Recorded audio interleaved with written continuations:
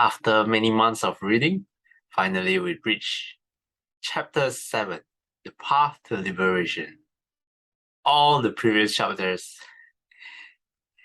give you the background, give you the reasons, and give you whet the appetite for you to spur you to practice. In this chapter, we are going to explore how to actually achieve liberation itself. So, chapter 7, The Path to Liberation. Introduction. In this chapter, we come to the unique distinguishing feature of the Buddha's teaching. Its supramundane or world-transcending Lokuttara path to liberation. This path builds upon the transformed understanding and deepened perspective on the nature of the world that arise from our recognition of the perils in sensual pleasures, the inevitability of death, and the vicious nature of samsara. Themes that we surveyed in the previous chapter.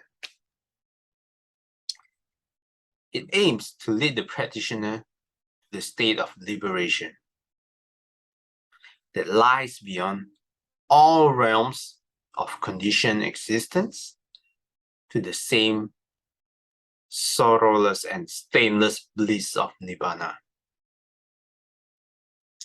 that the Buddha himself attained on the night of his enlightenment.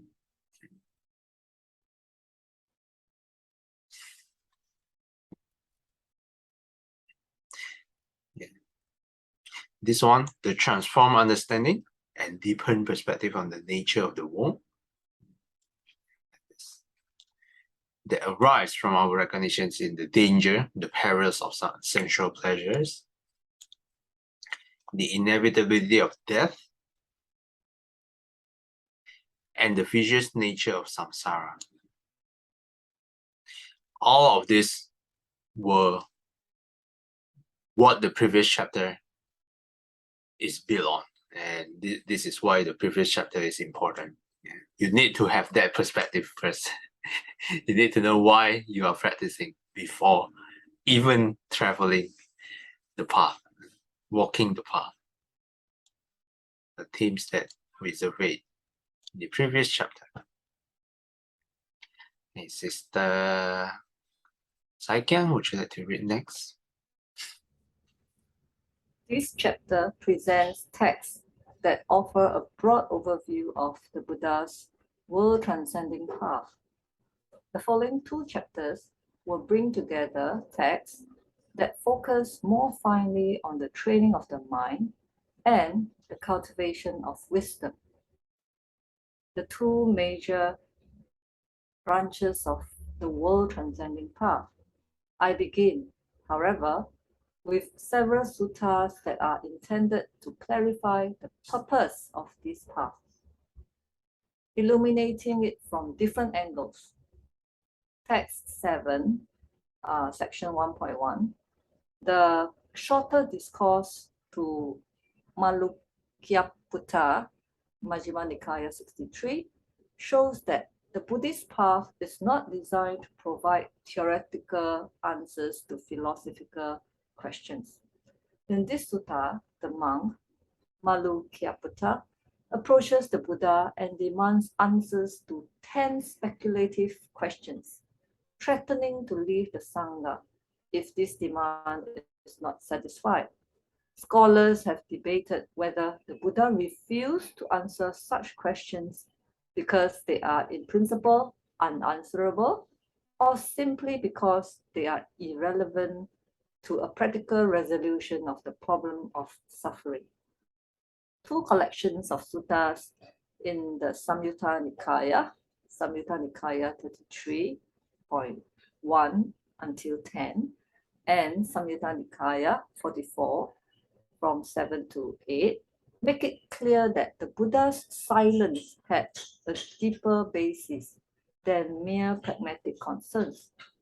These suttas show that all such questions are based on an underlying assumption that existence is to be interpreted in terms of a self and a world in which the self is situated. Since these premises are invalid, no answer framed in terms of these premises can be valid. And thus, the Buddha must reject the very questions themselves. Thank you. Thanks, Sister Second.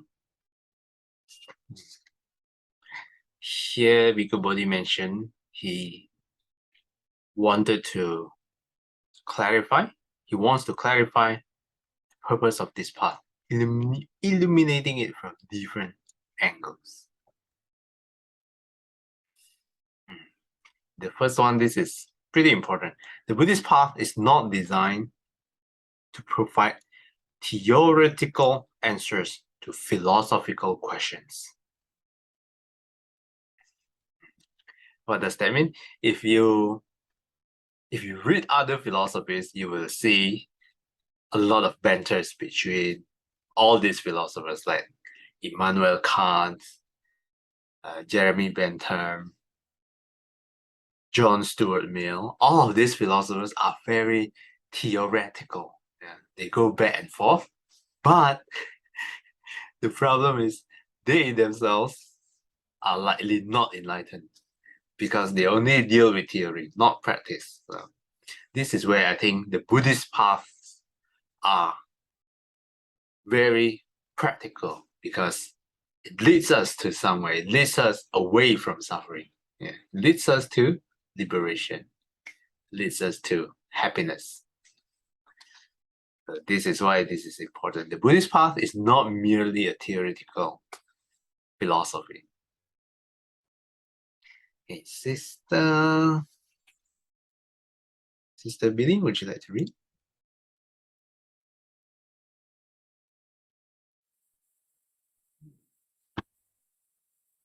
However, while the Buddha had philosophical grounds for refusing to answer these questions, he also rejected them because he considered the obsession with their solutions to be irrelevant to the quest for release from suffering.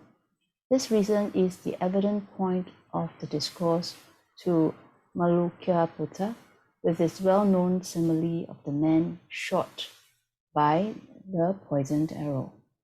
Whether any of these views is true or not, the Buddha says, there is birth, there is aging, there is death, there are sorrow, lamentation, pain, dejection, and despair, the destruction of which I prescribe here and now. Against the picture of the samsaric background sketched at the end of the previous chapter, this statement now takes on an expanded meaning. The destruction of birth, aging, and death is not merely the end of suffering in a single lifetime, but the end of the immeasurable suffering of repeated birth, aging, and death that we have undergone in the countless eons of samsara. Yeah, thanks, Sister Billy.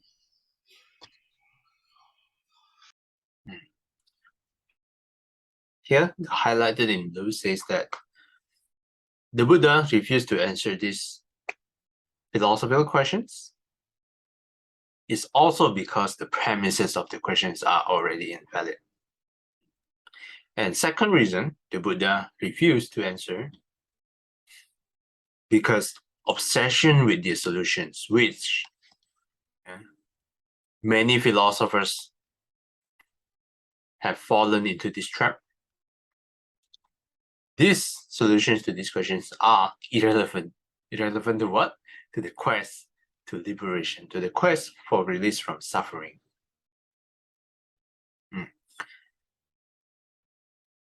If you know this well-known simile of the man shot by the poison arrow, we will explore this in the sutta itself, but this is something like when a man is shot by the poison arrow, Instead of taking out the arrow, he asked the question now, who shot the arrow? What is this arrow made of? While he's trying to find out these questions, he's already dying from the poison. Take out the arrow first, treat out the poison first. Then you can ask the question. The other analogies Shifu usually gives, let's say your house is on fire, and then you ask such questions as, who lights the fire? What causes the fire? Is it the electrical circuit? Did someone cause an arson? Did someone pour an oil and then light a fire? If you ask this question instead of getting out of the house, what will happen? Everyone in the house will be burned to crisp. What should we do then? Get out of the house first, and then you can start to ask these kind of questions after you are safe outside of your house.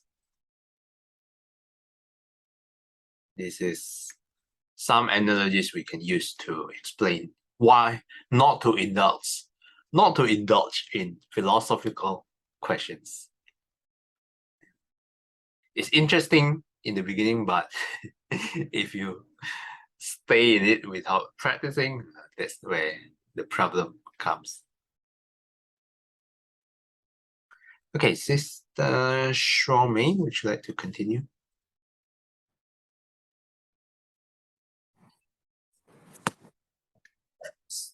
Sorry, please point me to where you stopped. I actually got lost. Text. All right. Mhm.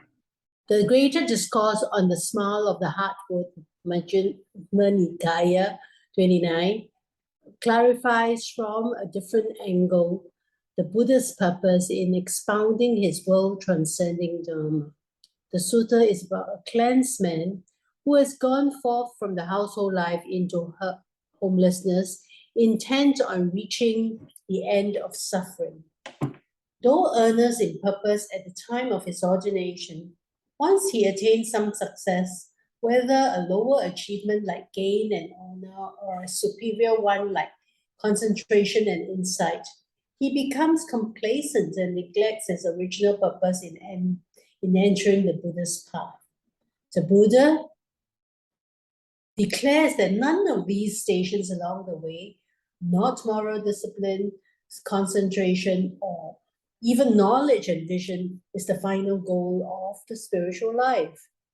The goal is heartwood or essential purpose, is unshakable liberation of the mind. And he urges those who have entered the path not to be satisfied with anything less. Thanks, Sister Shawmei.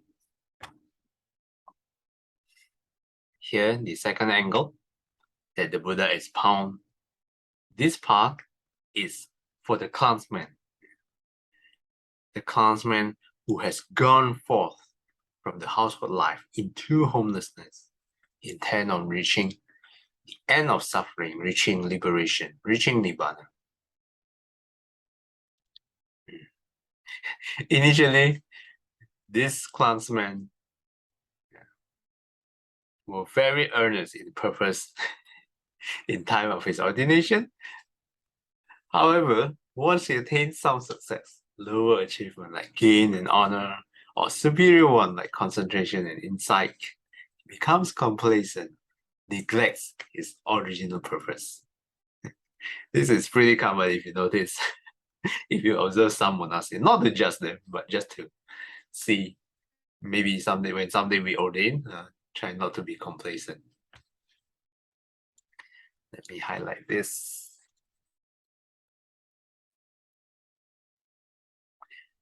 So why did the Buddha expound the teaching? It is to remind them that you are still in samsara and go for the final goal.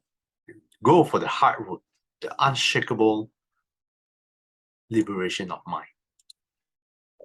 Don't be satisfied, not to be satisfied with anything less. Sister Aikin, would you like to continue? Text 7.1.3 is a selection of suttas from the connected Discourses on the Path Magga Samyutta. These suttas state that the purpose of practicing the spiritual life under the Buddha is the fading away of lust till final nibbana without clinging, the Noble Eightfold Path being the way to attain each of these aims. The Noble Eightfold Path is the classical formulation of the way to liberation, as is already clear from the Buddha's first sermon, in which he calls the Eightfold Path the way to the cessation of suffering. Text 7.2 gives formal definitions of the individual path factors that does not show concretely how the practice is to be integrated into the life of a disciple. The detailed application will be filled out later in this chapter and in chapter 8 and 9. Thanks, Mr. Akin. Here, this text on first, the Bhikkhu Bodhi gives an overview of the Noble Eightfold Path, which everything we have read in the previous book. But this one is just a broad overview. For a detailed overview, will be explored in the next two chapters. In this chapter and let me see, later in this chapter and also in the two chapters to come.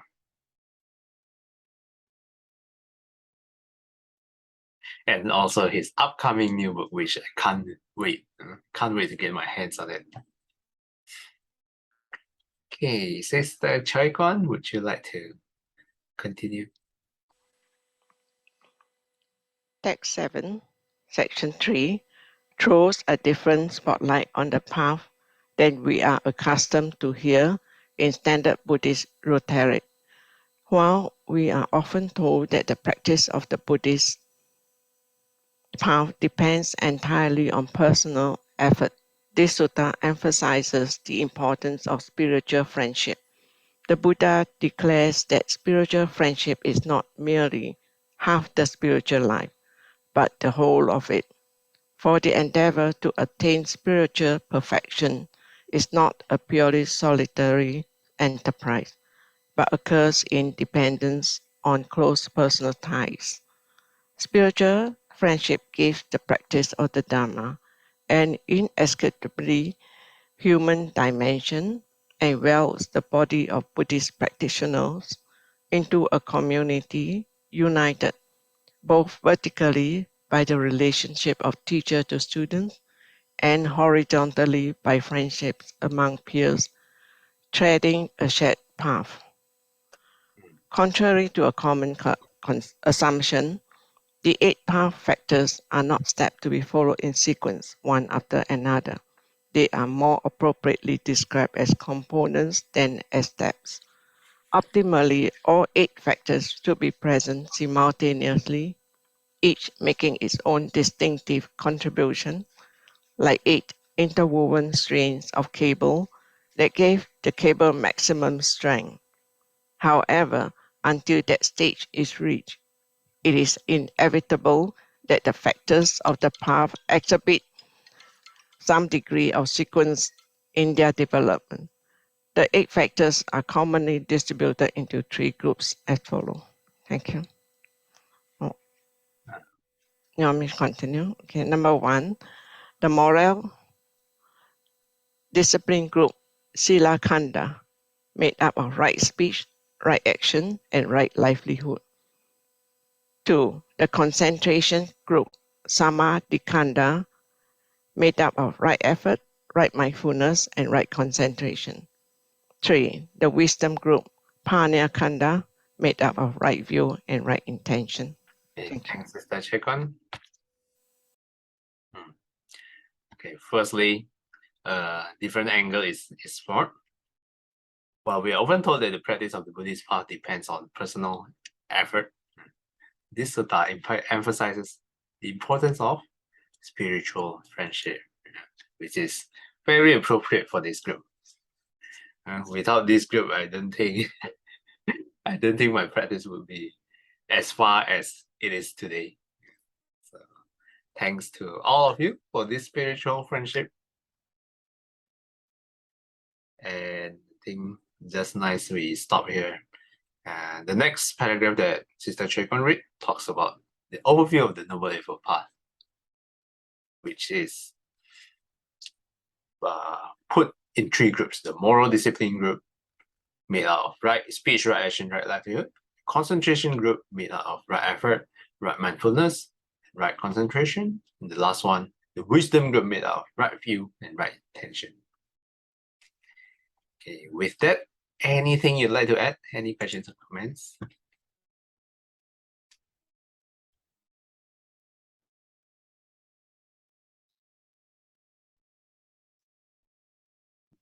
Oh, Sister Chekwan is away. Let's wait for her. Okay, Sister Chekwan is back. Would you like? Okay, Sister Chekwan, would you like to do the closing dedication? Sorry about that. No worries. 回向，愿消三障除烦恼，愿得智慧真明了，不愿罪障悉消除，世世常行菩萨道。阿弥陀佛。 Thanks, Sister Chekon. Till we meet again, may we be guided by the Buddha, the Dhamma, and the Sangha. Sadhu, sadhu, sadhu. Have a liberated Monday ahead.